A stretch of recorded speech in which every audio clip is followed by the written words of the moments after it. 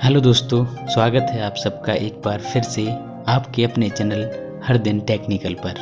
आशा करता हूँ आप लोग अच्छे ही होंगे। भाइयों, आज हम लोग देखेंगे LM324 बास ट्रिवल सर्किट। जो बेस ट्रिवल का सर्किट लास्ट टाइम हमने टेस्ट किया था, तो उसी का सर्किट डायग्राम भी बनाना है। एक्चुअली कुछ लोगों का कमेंट ये भी था कि इस कनेक्शन टेस्ट से हम क्या फ़ायदा, हमें जब सर्किट डायग्राम नहीं है। तो भाई, जब हम प्रैक्टिकल दिखाएंगे उसके बाद भी सर्किट डायग्राम बनाएंगे। या कई बार ऐसा होता है कि सर्किट डायग्राम बना देते हैं तो लोगों को समझ ही नहीं आता कि काम कर भी रहा है कि नहीं। तो इस बार थोड़ा उल्टा कर दिया था, प्रैक्टिकल पहले आ गया था, डायग्राम बाद में आएगा।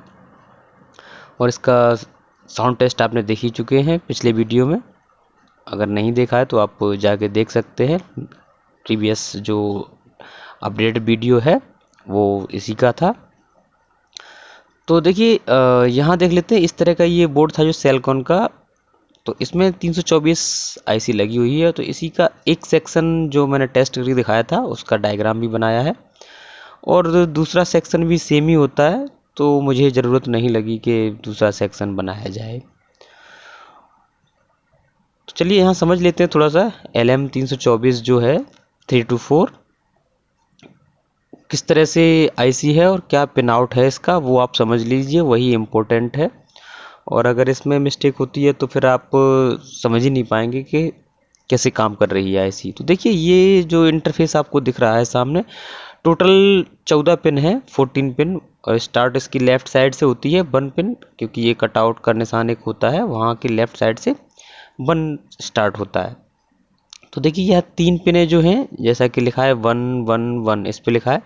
तो ये एक ऑप एम्प है जिसमें इनपुट आउटपुट दी हुई हैं। आउटपुट एक है और इनपुट हमारी इन्वर्टिंग नॉन इन्वर्टिंग टाइप की होती हैं। ऐसा ही एक सेक्शन यहाँ है दूसरा, और तीसरा यहाँ है, और चौथा लास्ट वाला यहाँ है। अब 4 नंबर पिन और 11 नंबर पिन जो है वो हमारी सप्लाई की पिनें हैं। तो यहाँ आप समझ गए होंगे कि ये 4 ऑप एम्प वाला आईसी है। और जो NE5532 होता है वो हमारा 2 ऑप एम्प होता है, यानी कि 4558, वो भी 2 ऑप एम्प पे है, ये 4 पे है। तो बहुत ज़्यादा स्पेस ना ले ये सर्किट में, इसलिए कंबाइंड 4 ऑप एम्प बना दिए हैं इसमें। और सप्लाई भी 2 पिनों से चली जाती है, तो उसमें भी ज़्यादा प्रॉब्लम नहीं होती, इसलिए ये आईसी यूज़ करते हैं। तो आगे देखते हैं। अब कई बार ऐसा भी होता है कि मैं कमेंट के जवाब देता हूँ अपने वीडियोस पे, और ग्रुप भी जो है व्हाट्सएप का, उसमें भी लोग डिस्कस करते रहते हैं। तो मैंने मैसेज डाल दिया था उसमें कि अब अगर डिस्कशन आपको पर्सनली चाहिए है किसी टॉपिक पे कि कुछ आपने सर्किट बनाया काम नहीं कर रहा है, तो वो एक्चुअली पेएबल होगा, क्योंकि टाइम देना पड़ता है उसमें। अब पता नहीं होता कितना टाइम लगेगा, तो लोगों को इंटरेस्ट नहीं आता उसमें, कि अगर पैसे की बात होती है तो वो छोड़ के चले ही जाते हैं, तो लेफ़्ट भी करते हैं। तो कोई बात नहीं है, अगर नहीं है तो मैं उस ग्रुप को ही रिमूव कर दूंगा, एग्जिट करके बंद ही कर दूंगा। जो कुछ पूछना है आप कमेंट सेक्शन में पूछ सकते हैं, क्योंकि पेड जहाँ वर्ड आ जाता है वहाँ लोगों का इंटरेस्ट ख़त्म हो जाता है। चलिए, कोई बात नहीं है, हम सीधे बनाते हैं, वीडियो पे आते हैं। तो यहाँ देखिए, सबसे पहले हम आईसी ले लेंगे LM324, जो कि दिख रही है हमारे सर्किट में है। अब यहाँ मैंने एक ही सर्किट ड्रॉ किया है, तो उम्मीद है जो मेरे वीडियो अभी तक देखते रहे हैं और जिन्होंने कुछ सीखा है, तो वो एक सर्किट मैंने ड्रॉ किया है, दूसरा अपने आप कर लेंगे। ज़रूरत ही नहीं पड़ेगी मुझे बताने की कि दूसरा सेक्शन कैसे होगा। तो स्टीरियो 2 सेक्शन से मिलके बनेगा, लेफ़्ट राइट से। यहाँ मैं एक ही चैनल बना रहा हूँ, उसे आप लेफ़्ट समझ लें चाहे राइट समझ लें, ठीक है, वो आपकी जिम्मेदारी है। और फिर भी अगर न्यू व्यूअर्स को समझ नहीं आता तो कमेंट सेक्शन में पूछ सकते हैं। हालांकि इतना क्लियर नहीं हो पाएगा कमेंट से, फिर भी कोशिश करूंगा कि आपको समझ आ जाए। तो चलिए यहाँ देख लेते हैं। अब देखिए, इनपुट वाला हमने यहाँ एक पिन के साथ में दिखा दिया है, जैसा कि इनपुट यहाँ देख रहे हैं आप। और यहाँ ये 1 माइक्रोफैरेड का कैपेसिटर लगेगा। इसका ये पट्टी जो आपको दिख रही है, ये माइनस सिरा होता है हमारा, वाइट वाइट डैश जो दिख रहे हैं लाइन। और ये 1 माइक्रोफैरेड है, आपको 50 वोल्ट में लगाना है। मैं देखिए जब वीडियो बनाता हूँ तो कैपेसिटर की वैल्यू के साथ में उसका वोल्टेज भी बता देता हूँ। यहाँ लिख के नहीं मिलता है क्योंकि कई बार सेम वैल्यू मिलना मुश्किल होता है वोल्टेज में। 1 UF मान लीजिए आपको 50 वोल्ट मिल रहा है या 63 वोल्ट मिल रहा है, मैं बोल दूँ आपको 50 ही लगाना है तो कन्फ्यूज़न हो जाएगा। तो 1 UF है, आप ध्यान रखें 50 में मिले या 63 में मिले आप लगा सकते हैं, ठीक है। उसके बाद देखिए इनपुट हमारी है 47K की एक रेजिस्टेंस के थ्रू आएगी और जो कि सीधे हमारे पिन नंबर 2 पर चली जाती है। अब कॉम्प्लिकेशंस ना हो इसके लिए बहुत सिंपल से तरीके से मैं आपको बताऊंगा, क्योंकि इसमें बहुत तामझाम भी होता है। फीडबैक वाली रेजिस्टेंस, सपोर्ट वाली रेजिस्टेंस, कई सारी रेजिस्टेंस होती हैं जिनकी वजह से थोड़ा कॉम्प्लिकेशन से हो जाते हैं सर्किट में, समझ ही नहीं आता कि कौन सी रेजिस्टेंस क्या काम कर रही है, ठीक है। तो यहाँ इनपुट की लिमिट करने के लिए इसे यहाँ से दे देते हैं, ठीक है। उसके बाद 2 नंबर पिन जो होती है हमारी आउटपुट होती है, आपको पता ही है, पिछले कई वीडियो में बता दिया। यहाँ भी देखिए आउट लिखा है, तो अब यहाँ से जो इनपुट आएगा वो आउटपुट हमें सीधा मिल जाता है। लेकिन यहाँ क्या होता है, एक फीडबैक रेजिस्टेंस लगी रहती है कि हमारा सर्किट को पता चलता रहे कि वो कितना गेन दे रहा है। यहाँ पे इसकी वैल्यू अगर आप बढ़ाएंगे तो गेन बढ़ जाएगा, अगर कम करेंगे तो कम हो जाएगा। ये इसी रेजिस्टेंस पे डिपेंड करता है, इसी को फीडबैक रेजिस्टेंस बोलते हैं। मेरे कुछ भाई कई सर्किट में पूछ चुके हैं कि फीडबैक क्या होता है, फीडबैक क्या होता है। तो देखिए इनपुट में ही आउटपुट का कुछ हिस्सा अगर दिया जाता है वापस से रिटर्न में, तो वो फीडबैक कहलाता है, ठीक है। अब फीडबैक कैसे काम करता है चलिए हम बता देते हैं। जैसे मान लीजिए किसी स्कूल में एक बच्चे को पनिशमेंट मिलती है, टीचर पनिशमेंट देते हैं कि ग्राउंड के 10 चक्कर लगाओ। अब उसके साथ ही एक बच्चे को बोल देते हैं कि आप उस पर निगाह रखना, ये बताता है कि नहीं, ये करता है काम के नहीं। तो जैसे ही स्टूडेंट कोई गलती करता है तो वो जो निगरानी के लिए बच्चा रखा था वो टीचर को बताता है कि इसने ये गलती की कि पूरे राउंड नहीं लगाए या शॉट मार दिया, तो टीचर को पता चल जाता है कि इसने गलती की है। तो वो बच्चा जो बीच वाला मेडल था वो फीडबैक का काम कर रहा था कि उसने देखा और उसे टीचर को बता दिया। ऐसे ही यहाँ पे है कि यहाँ जो आउटपुट मिलती है उसका कुछ हिस्सा हम वापस से इनपुट में दे देते हैं, तो इसे पता चलता रहता है कि आउटपुट पे कितना सिग्नल जा रहा है, ठीक है। ये हो गया। अब आगे देखिए एक कैपेसिटर लगा रहेगा जिसकी वैल्यू 1 UF होगी, बता चुके हैं। वोल्टेज 50 मान लीजिए आप, मिल जाए अगर तो ज़्यादा अच्छा है।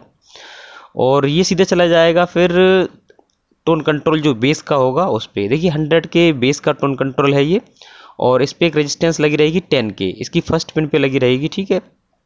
तो वॉल्यूम इंक्रीज वाली पे जो पिन होती है वहाँ लगी रहती है।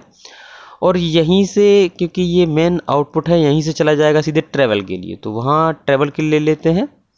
यहाँ भी एक रेजिस्टेंस लगी हुई है जो कि 1K की है, और ये फर्स्ट पिन पे चली जाती है ट्रैवल वाले वॉल्यूम कंट्रोल पे, जो कि 100K ट्रैवल के लिए है, ठीक है। तो यहाँ सारा कुछ समझ आ गया। अब आगे देख लेते हैं कि इसके जो मिडल पॉइंट होते हैं दोनों के। अब देखिए मिडल वाली को मैंने इस तरह से लेके यहाँ से यहाँ शो कर दिया है। तो एक रेजिस्टेंस 16K की जुड़ी रहती है इसकी सीरीज में, और ये फिर चली जाती है पिन नंबर 13 पे, जैसे कि यहाँ देख रहे हैं आप। और ऐसा ही ट्रैवल से एक निकलेगा, तो ट्रैवल से हम ले लेते हैं, एक PF के थ्रू जाता है ये, तो यहाँ एक PF लग जाएगा जिसकी वैल्यू रहेगी 332। ये नंबर है, वैल्यू नहीं है, सॉरी। तो 332 नंबर का एक PF आपको यहाँ लेना है, डायरेक्ट नंबर लिख दिया है। और ये भी इसी के साथ जुड़ जाता है आके, यानी कि इसका रेफरेंस प्लस इसका रेफरेंस हमारे पिन नंबर 13 पर ही आएगा, ठीक है। अब आगे देखते हैं। देखिए आउटपुट इसकी मिलेगी जो, वो जाती है हमारी वॉल्यूम कंट्रोल जो लगे हैं टोन कंट्रोल, उनके लास्ट वाली पिन पे। तो यहाँ देखिए यहाँ तक हो गया। अब इसके बाद हम क्या करते हैं, इसे डाल देते हैं आगे। अब यहाँ से एक रेजिस्टेंस 1K लगेगी, क्योंकि यहाँ लगी है एक 1K फर्स्ट पिन पे, तो लास्ट पे भी हम यहाँ लगा दे रहे हैं, जैसे कि इस सर्किट में दी गई है, तो हमने यहाँ लगा दी है 1K की, ठीक है। तो अब ये हो गया, ये हो गया, बीच वाला भी हो गया। अभी क्या है कि इसका माइनस तो काम कर रहा है, मतलब कट ऑफ करने के लिए इस पर सिग्नल दे दिया है, आगे वाले पे भी दे देते हैं बेस के पे। तो इसे जोड़ेंगे और 10K की रेजिस्टेंस के थ्रू हम ये लास्ट वाली पिन को भी जोड़ देंगे। अब होता क्या है कि इसमें कुछ नॉइज़ ना आए, उसके लिए क्या होता है कि फर्स्ट पिन और मिडिल पिन को एक PF के द्वारा जोड़ते हैं, और लास्ट पिन और मिडिल पिन को भी एक PF के द्वारा जोड़ते हैं। तो देखिए ये PF है, दोनों पिनों पे हमने ले लिया है, और इसका जो नंबर रहेगा वो 223 रहेगा, जैसे कि आप देख रहे हैं। और ऐसा ही लास्ट पिन और मिडिल पे देखिए यहाँ से एक वायर गया है और यहीं से इधर आया, तो हम यहाँ ले लेंगे कि आपको आसानी से दिख जाए। चलिए देखिए ये हमने 2 to 3 सीधे यहाँ जोड़ दिया है। ठीक है, ये हो गया। अब आगे का देख लेते हैं। तो देखिए +12 वोल्ट सप्लाई जो होती है, क्योंकि ये 12 जीरो से चलता है सर्किट, तो +12 वोल्ट को हम यहाँ से लेके और एक रेजिस्टेंस के थ्रू लेंगे, जो कि आपको यहाँ 270 ओम की रेजिस्टेंस है ये। अब कई बार क्या होता है कि 270 नहीं मिल रही है हमें, तो हम क्या करेंगे, यहाँ 500 ओम के अंडर आप कोई भी एक रेजिस्टेंस लगा सकते हैं। अगर 500 ओम के अंडर भी नहीं मिल रही है तो 1K के अंडर लगा सकते हैं। जैसे 1 की रेजिस्टेंस है तो 1K तक भी आप लगा सकते हैं। इसकी जगह क्वार्टर वॉट में ही लगेंगी सारी रेजिस्टेंस है। उसके बाद से सीधे ये +VCC पे चला जाएगा, जो कि 4 नंबर पिन है। अब 0 वोल्ट भी डाल देते हैं। देखिए 0 वोल्ट है जो हमारा, यहाँ पे आपको दिख रहा है 11 नंबर पिन जो है वो चली जाती है, GND है जो, तो यहाँ जुड़ जाएगी। इस तरह से ये सर्किट आप देख रहे हैं। अब थोड़ा सा इसमें अरेंजमेंट और बचा है अभी। अब देखिए यहाँ रेजिस्टेंस के बाद में एक कैपेसिटर लगा रहेगा, तो ये कैपेसिटर है 330 माइक्रोफैरड का रहेगा, और इसकी वोल्टेज जो है आप 25 वोल्ट रख सकते हैं, 16 वोल्ट रख सकते हैं, जो भी अवेलेबल हो आपके पास। तो यहाँ इस तरह से लग जाता है। और वैसे रिकमेंडेशन तो 25 की है यहाँ, आप 25 लगाएं, ज़्यादा बेटर रहेगा। अगर नहीं मिलता है तो आप 16 लगाएं। ठीक है, अभी ये सर्किट बन गया इस तरह से, लेकिन क्या है कि ये सर्किट अभी काम नहीं करेगा, क्योंकि इसके जो नॉन इन्वर्टिंग पिन है, जो कि ये 3 और यहाँ ये 5, जब तक इन पे कुछ सप्लाई नहीं जाएगी ये सर्किट काम नहीं करेगा आपका। ठीक है, तो उसके लिए भी एक वोल्टेज का अरेंजमेंट करना पड़ता है। तो प्लस सप्लाई है, वहाँ से एक 10K की रेजिस्टेंस लगेगी, माइनस सप्लाई है, वहाँ से भी एक 10K की रेजिस्टेंस लगेगी। अब ये यहाँ बनता है वोल्टेज डिवाइडिंग नेटवर्क। कई बार बता चुका हूँ पिछले वीडियोज़ में, जो भाई मेरे देखते रहे हैं वीडियो उन्हें पता होगा कि वोल्टेज डिवाइडिंग नेटवर्क क्या है। तो चलिए ठीक है, इसे जोड़ देते हैं हम पिन नंबर 5 के साथ में। अब पिन नंबर 5 और 3, क्योंकि 2 ऑप एम्प हम यूज़ कर रहे हैं, तो ये जुड़ी रहेगी आपस में। अब सॉरी, यहाँ मैंने थोड़ा सा और बता देता हूँ आपको कि यहाँ एक कैपेसिटर लगा रहेगा, जो कि 47 माइक्रोफैरड है। आप इसे 25 वोल्ट तक में लगा सकते हैं। ठीक है, अब ये जो पिन है 5 नंबर, 3 नंबर, 12 नंबर और 10 नंबर, ये सब आपस में जुड़ जाएंगी। तो मैं एक साइड की जोड़ के दिखा देता हूँ इस तरह से, तो क्लैरिटी बनी रहे इसके लिए सिर्फ एक ही सेक्शन मैंने जोड़ा है। आप चाहें तो यहाँ से 10 वाली को भी जोड़ देंगे इसी से, और ये 12 वाली को भी जोड़ देंगे इसी एक ही वायर से। तो यहाँ सर्किट में क्लैरिटी बनी रहे इसके लिए है। अब कमेंट सेक्शन में ना पूछें जाके कि यहाँ ये काम नहीं कर रहा है, जब तक आप ये 12 नंबर, 3 नंबर, 5 नंबर और 10 नंबर को आपस में शॉर्ट नहीं करेंगे, ये एक सेक्शन काम नहीं करेगा इस तरफ का। हाँ, इस तरफ वाला काम करेगा, क्योंकि यहाँ सप्लाई मिल चुकी है। ठीक है, तो ये सर्किट लगभग कंप्लीट हो चुका है। अब इसमें क्या होता है कि एक रेजिस्टेंस यहाँ और लगेगी इनपुट के साथ में। ये क्या है कि 22K की है, और ये इस तरह से इनपुट लाइन के साथ जुड़ जाती है। तो ये क्या है कि आपकी अननेसेसरी नॉइज़ ना आए, बैलेंसिंग बनी रहे, उसके लिए दिया हुआ है ये रेजिस्टेंस सपोर्ट करने के लिए। अगर आप इसे नहीं भी लगाएंगे तो भी चलता है, लेकिन आप लगाएंगे तो ज़्यादा अच्छा चलेगा। ठीक है, जो कि यहाँ सर्किट में लगा हुआ है, इसलिए मैंने भी यहाँ ड्रॉ करके दिखाया है। पिछले एक सर्किट में नहीं भी लगाया था तब भी वो चल रहा था।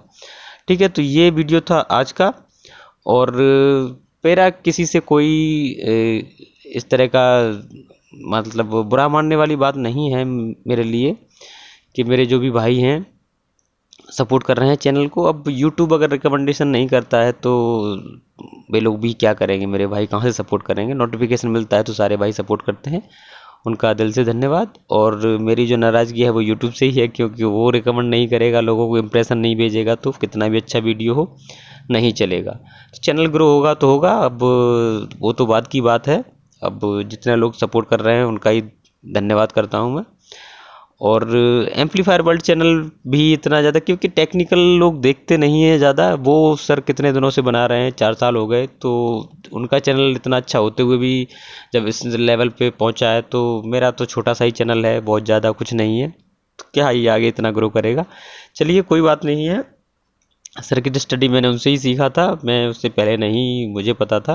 तो एम्पलीफायर वर्ल्ड चैनल पे भी आप विजिट करें, और वो सर सर्किट बढ़िया बताते हैं। और मैं यहाँ एनिमेशन से बताता हूँ कि आपको क्लैरिटी हो जाए उनके सिमेट्रिक डायग्राम होते हैं। तो मेरी कोशिश ये थी कि आपको और थोड़ा सा इजी वे में पता चल जाए, तो इसलिए ये इस तरह के वीडियो में बनाता हूँ। तो चलिए, इससे थोड़ी बहुत आपकी हेल्प हुई होगी।